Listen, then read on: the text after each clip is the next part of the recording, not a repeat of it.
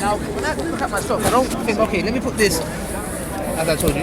Yes. So, I don't look at my socks and say to myself, you know what? Let me put this over my head. Yeah? Because you know where it belongs. Yeah? It belongs on my feet. Okay. So, therefore, I come to the conclusion my socks have a purpose. My socks have design. Yeah? There's some kind of a design. Yeah? Depends what socks you have. Therefore, it requires a designer. Yeah? That's the conclusion that I come up with. Yeah? And then I ask myself a bigger question. I said to myself, if my socks have a purpose, what's my purpose? Can you imagine it? My socks have a purpose, but I don't. Your hairband has a purpose, but you don't. Your glasses have a purpose, but you don't. Really? So this is where I kind of said to myself, okay, there has to be a higher intelligence, yeah, who's put us here. This is my argument, in a nutshell. So it makes sense. I mean, it definitely, like, the analogy is flawless. I get that. Yeah. I'm gonna put this on you because I speak loud. Oh yeah. Okay. Yeah, that's okay. Let me do this here. See how I'm looking after you. Cheers, mate. Yeah. You can elaborate as well, sister, if there's anything you want to ask. Yeah. No, so like. So do you get what I'm trying to say? Yeah, no, absolutely. I only question I question the need for that for myself. So the thing that I wouldn't have a purpose if some higher intelligence would ascribe it to me. Like, that's the only way to get a purpose. I don't think that's correct. Or I think that's a way of viewing purpose that is very, very something that is imposed on something. I think you can obviously, without having a predetermined purpose, you can create a purpose for yourself, right? So that's one thing, and I'd say. So take, for example, like No. I love the sun. We don't get it that often. I have when somebody's uncomfortable, I feel uncomfortable. So no, but I love it. Like I just, yeah, absolutely. Right, as long as we don't get it every day. Yeah. So I'm gonna try. This might like be totally irrelevant. But take, for example, a rock. So you're talking about my glasses or your socks, like they have a purpose, right? They have a design. But so if a higher intelligence designed us or created us and gave us purpose, that higher intelligence in most religions anyways would also have created every rock, every planet, every other being, every non-living thing. So for those non-living things then, do they have to have a creator? Because like they don't have a purpose, or in this case, like does that analogy, that doesn't really work for that, does it? Everything has a purpose, but we might not know the purpose behind everything. Yeah, so we might just look at a rock and be like, it's just a rock. Yeah, or it's a mountain. It has no purpose. But recent discoveries show that there is certain purposes to certain things. But what I'm just trying to do is we believe everyone has a fitrah. Fitrah is your innate disposition, yeah? You're programmed, we was all created with a specific program, yeah? So Allah says to us in the Quran, I'm a Muslim by the way, yeah? Allah says to us in the Quran that only with the remembrance of God do hearts find peace, yeah?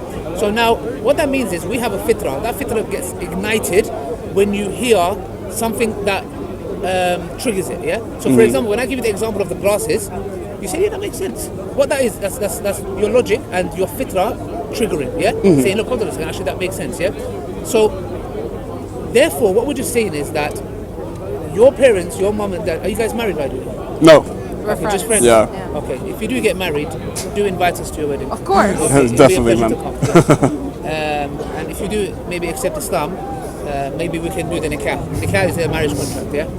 It's just, I like to have some dead jokes every now and then. Yeah. But I'm working on them. That's good. Yeah, so the thing is that God Almighty, I'm not going to analogy like your mum, but your parents brought you to this age, looked after you, yeah? How would they feel if you turned around to your mum or your dad and said, you swore at them, you've done nothing for me, yeah? And you went to this tree and started saying to the tree, thank you, tree, thank you for everything you've done for me, yeah? How would your parents feel? They might think probably not very good, yeah. No, yes. Definitely not. Okay, so now we're not saying God has feelings and you hurt God's feelings, no, yeah?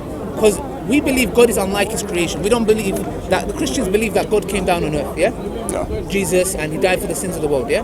We don't believe anybody needs to die for anyone's sins, yeah? God doesn't need to see blood. God's not a vampire, yeah? In Islam, God says, for example, that, O son of Adam, yeah? We're the children of Adam, yeah? This is what I believe. Come to me with sins as high as the mountains in the skies. I will forgive every single one of them, except you don't associate partners with me.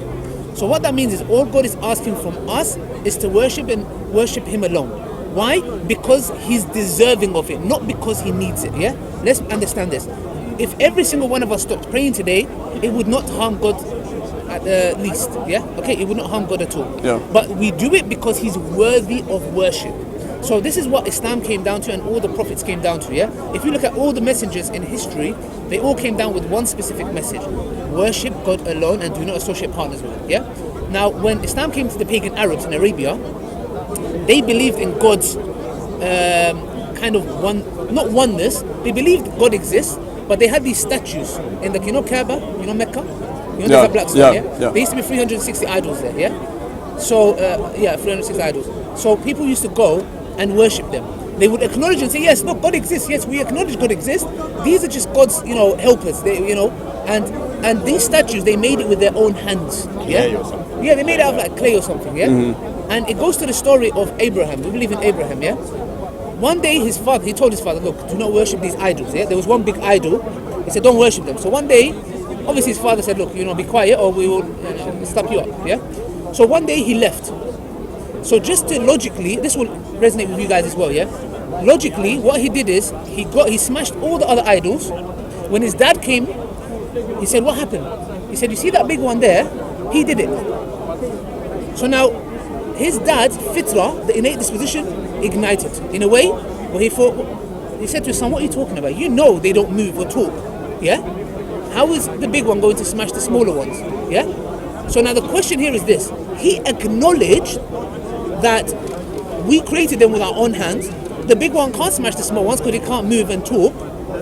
So, but one thing he didn't understand, and the penny didn't drop, is that, hold on a second, then why am I worshipping something that doesn't talk, that needs me? I bring food in front of it, it can't even eat the food, yeah? So, what Islam has come down is to abolish worshipping idols, be it a statue, be it a human being, be it prophets, yeah? Be it the sun or the moon, yeah? Okay. So Islam has come down to tell people, worship your creator alone. Do you get what I'm trying to say? And that's the reason why, for example, be it your glasses, your glasses are designed. Why? Because you don't need to go to the factory. Some people come and say to me, yeah, I can go to the factory and see it. But the question is, did you go to the factory and see it? No. You believe that they're designed by default. Right? Yeah. Right? Yeah, absolutely. Yeah, exactly. Yeah. So therefore, you used your logic, yeah? You saw the information, you absorbed it, and you came with certain conclusions. This needs a designer. So that's the same. It's the same way. What we say is God is the one who sustains us. He gives us life. He looks after us. He gives us everything. Yeah. Okay. Is He not worthy of worship? That's the question that I would ask to our sister. Sister, look, seriously, you're not going to stand there like that. No, it's fine. Yeah. Okay. I also don't really like being filmed. So. Yes. Oh, okay. Sorry. Don't film the sister. Yeah? Okay. You can film him. Oh well, yeah, probably. Yeah, I mean, so I really don't have a logical argument that goes against it, except that for me personally, I haven't seen the evidence with my own eyes that these glasses weren't or were designed, right? I haven't been to the factory, I haven't seen the plastic being melted and whatever you do when you make glasses.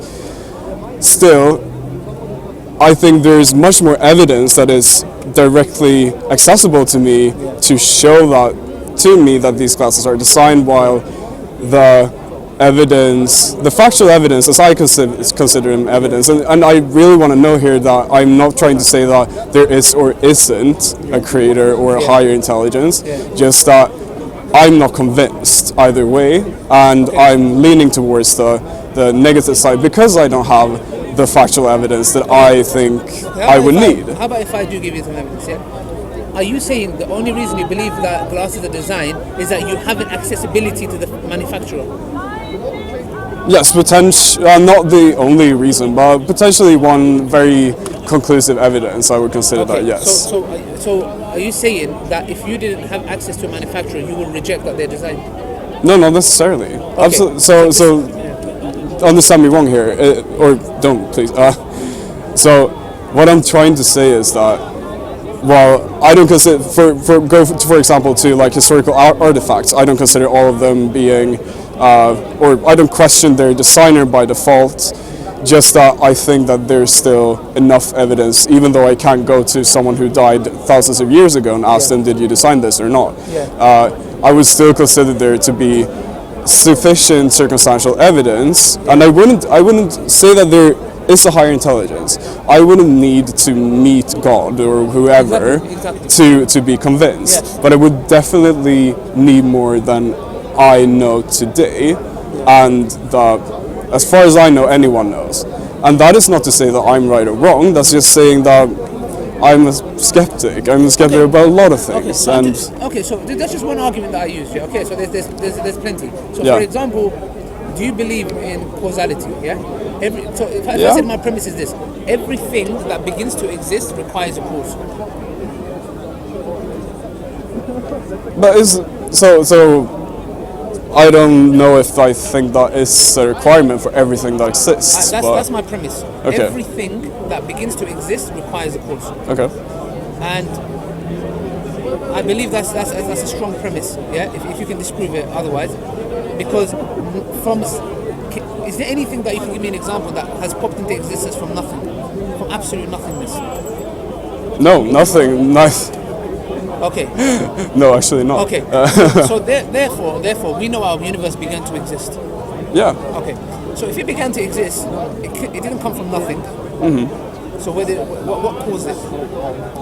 Well, yeah, there's several different theories, and I'm not an astrophysicist or whatever, so I don't know. There's a lot of theories, but none of them reject the notion that it had a beginning. So that's what I'm Absolutely, but none of them support it either, right? So they neither support nor totally rejects that possibility. No. So there's no conclusive either way, right? There's none of them that can reject the possibility that it had a beginning. So they cannot make this claim that it came from nothing, because that's an impossibility. Because from nothing comes. You can never, ever have something from nothing. It's an impossibility. Because nothing is the absence of something. So yeah, well, I think obviously that's a very logical extension of that argument, but I still think we don't know that much. Like, literally, this is something that is probably unobservable to us, right? Yeah. And we can only draw logical conclusions from the setting that we are in. And in where we are right now, obviously nothing can come from nothing. Yes. But has that been a rule of the universe forever? Can we really be sure about that? Well, it is, because the thing is, let me put it like this, yeah? I believe you have more reasons to believe in a creator rather than to not, yeah? There is much more reasons to believe in a creator than not. So the example that I give about your glasses, that's one of them, yeah? Logically, you know that. So for example, if you woke up one day, yeah? If you guys woke up one day and saw a plate smashed on the floor in your house, would you think to yourself, okay, that happened because a red dragon flew through my house? Or would you say there has to be natural causes? I'd probably go with the natural causes. Natural causes, yeah. Why? Because you're going with the best possible explanation. Yeah. Okay. So therefore, the question that I ask agnostic friends and atheist friends is the following, yeah? Yeah. Why is it that when it comes to the creator, we take logic out and we say, look, we don't need logic anymore? This is one thing that I try to understand with our atheist friends is the following. We everything that we do in our life is logical. When we cross the road, we look left and right. When we go to buy shoes or trainers, whatever it may be, which one looks the best, etc., we use our logic day in, day out. Yeah? Yeah. Why is it that when it comes to a creator, our atheist friends say, there might be other possibilities, there might be this. This is what I try to understand, like, because if there's logically you accept that your glasses, be it the universe not coming out of nothing, that something has to cause it, cause and effect, yeah? So for example, everything is cause and effect. Yeah? If I drop the bottle, it's cause and effect. Everything is cause and effect. Therefore, it requires an originator. There's someone from the get-go, from the beginning, that has caused it. You get what I'm trying to say? So therefore, providing the evidence, because there's another evidence I can give you through the DNA, yeah? I don't know if you want to hear that first, or I want to hear, maybe you got something to say. Not really. Yeah, that's true. Yeah. Yes. Okay, just one last argument. Yeah. Okay, so yeah, go ahead. DNA, yeah? So for example, we know that DNA has information in it, yeah? Mm-hmm. Okay, so you know how, for example, the way it functions, etc. That's the reason why you look like this, the sister looks like this, I look like this, etc. Yeah, the trees, everything. Yeah. Okay, that's information, yeah? If there's information, doesn't it require intelligence? So that is, I mean, Yes, if we're considering it, Yeah. so then you have to define information, right? Because So for example, so no, but you can still take out information from light sources, for example. So say that there's a, so this is going to be a really nerdy kind of way of using the universe. So say like I don't know, like a supernova or something. You can still transcribe information from the pulses of that, but is that to be considered, like we ascribe, because we become what we become, and we can see that DNA, like the whatever they're called, that binds it together, whatever, the different letters and so on. We ascribe meaning to that because we know that we came from that. Like that is us in a sense. But then information like code, you know, like DNA. There's codes in there. Yeah. There's Yeah. certain codes which work together. Yeah. And make us. Yeah. So if I give you a book, there's information in it. Yeah. Yeah. But So what is to say that that is not just like a trial and error? Say that something have a process, have gone through this millions and millions of times, and finally it ends up with something that is not total nonsense. that's probability. So for example, Yeah. if I had an empty glass and I said, let's give it infinite 1 billion years, would we ever get a chocolate fudge cake with strawberry on it? Empty glass. It doesn't have the elements to make a chocolate strawberry fudge cake. So therefore, the time is irrelevant to it. Don't you think? Do you get what I'm trying to say? Because time has nothing to do with it. So Yeah, therefore, but that's putting isolation to something that is not isolated. So for example, like the evolutionary process wasn't isolated in just a glass that didn't have anything else and said like we're gonna make a chocolate fudge cake. So it doesn't really make Of sense. course, but even the evolutionary process, it goes back to the first cell, and the first cell goes back to DNA, RNA. Yeah, definitely. So if I have a book and there's information in it, you're going to automatically think there's intelligence behind it. Because that information makes sense to me, right? Yeah. But even if it didn't make sense to you, there's going to be some kind of, like, it might be some kind of a code, but if let's say it made sense to you, yeah? Just the way DNA. Yeah. At the beginning, maybe DNA didn't make sense to us. But when we looked at, for example, the codes within the DNA and how it works, it's like a factory. It's actually like a factory. Yeah. So therefore, if I look at a book and I say, okay, there's information requires intelligence, why do I not do the same with the DNA and say, hold on a second, this is actually like a cell is very, very complex and it's working. It's like a factory. It's working. Yeah. So can I not come and say and say, you know what? Hold on a second. That's information. It must require intelligence. I think there's a totally logical way to look at Logical or illogical? it. Logical. Oh, logical. No, absolutely. And Shit. Okay. the Gobi. We really have to. I'm so Okay. sorry. So Yeah. thank you. So Sorry, nice I'm finished. to meet you. I'm finished. We just Thank you. have somewhere Thank to you. go. Very nice to